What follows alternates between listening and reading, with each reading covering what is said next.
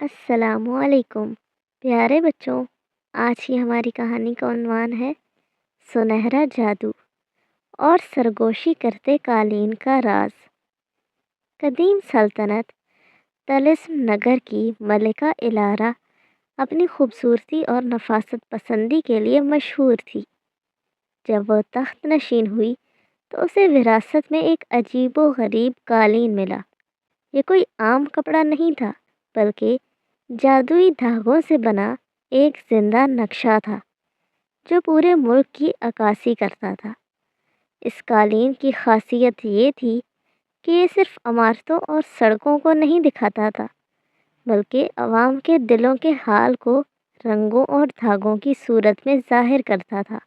جب لوگ خوش ہوتے تو ریشم کے دھاگے شوخ، سبز اور سنہری ہو جاتے۔ جب کسی بستی میں بھوک پڑتی تو وہ حصہ پتلا، کمزور اور سرمئی ہو جاتا۔ جہاں ناانصافی اور غصہ پنپتا، وہاں دھاگے نوکیلے، خاردار اور گہرے سرخ رنگ میں بدل جاتے۔ الارا ایک ایسی ملکہ تھی جسے بدصورتی سے نفرت تھی۔ اسے وہ سرمئی اور سرخ دھاگے دیکھ کر گھبراہٹ ہوتی۔ اسے لگتا کہ یہ بدصورت دھاگے اس کی محل کی شان و شوکت میں دھبا ہیں۔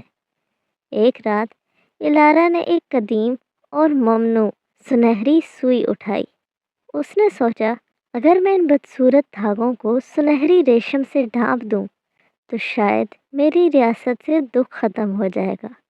اس نے قالین کے ان حصوں پر کڑھائی شروع کر دی جہاں بھوک اور افلاس کے سرمئی دھاگے نمایاں تھے۔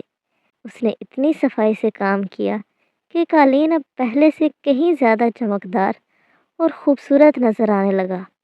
جہاں کسانوں کا غصہ سرخ دھاگوں کی طرح ابھر رہا تھا، وہاں اس نے موتی ٹانک دیے۔ ظاہر میں سب ٹھیک لگ رہا تھا، لیکن حقیقت کچھ اور ہی موڑ لے رہی تھی۔ جیسے جیسے ملکہ قالین پر سنہری تہ چڑھاتی گئی، سلطنت میں حالات بد سے بدتر ہوتے گئے۔ وہ کسان جن کے غصے کو ملکہ نے سنہری دھاگے سے دبا دیا تھا، وہ اب خاموش تو تھے، لیکن ان کے اندر ایک لاوا پک رہا تھا۔ وہ غریب جن کی بھوک کو اس نے موتیوں تلے چھپایا تھا، وہ اب فاقوں سے مر رہے تھے، لیکن ان کی آواز محل تک نہیں پہنچ پا رہی تھی، کیونکہ جادوئی قالین اب صرف سب اچھا ہے کی رپورٹ دے رہا تھا۔ ایک دن ملکہ نے قالین کو غور سے دیکھا۔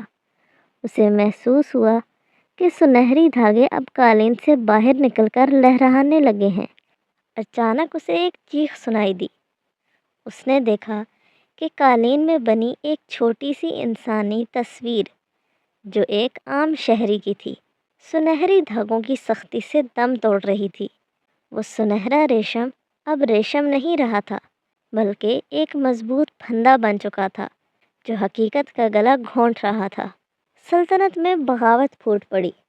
لوگ محل کے دروازوں پر آ گئے۔ ملکہ نے گھبرا کر قالین کی طرف دیکھا۔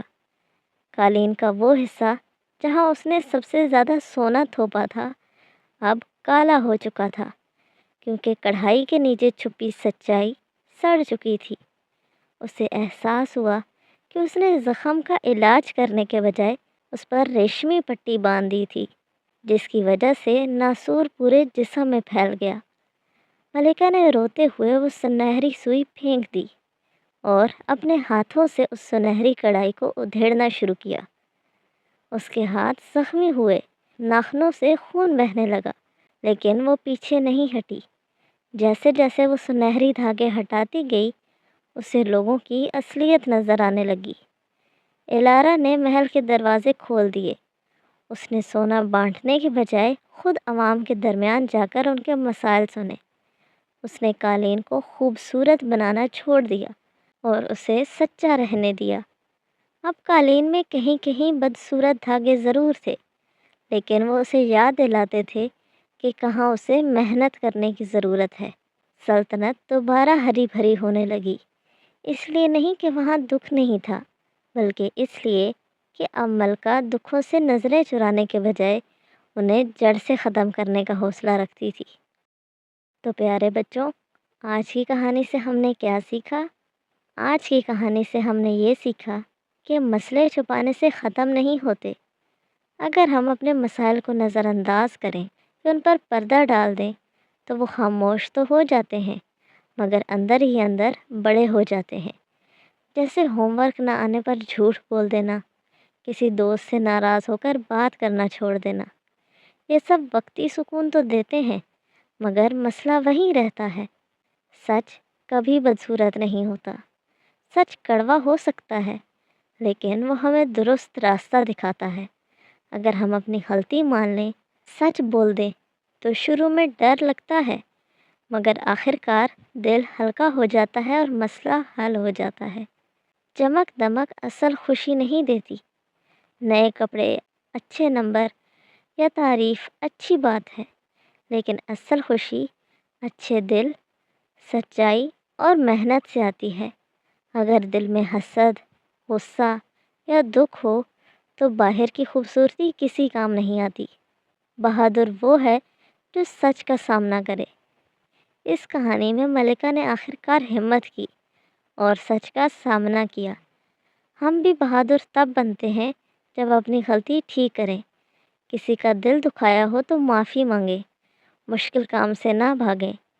اچھا انسان بننا اچھا دکھنے سے زیادہ ضروری ہے۔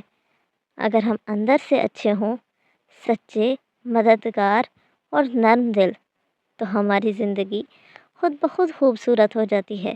تو پیارے بچوں، یاد رکھیے، مسائل کو سونے میں لپیٹنے کے بجائے انہیں سچائی اور ہمت سے حل کرنا ہی اصل کامیابی ہے۔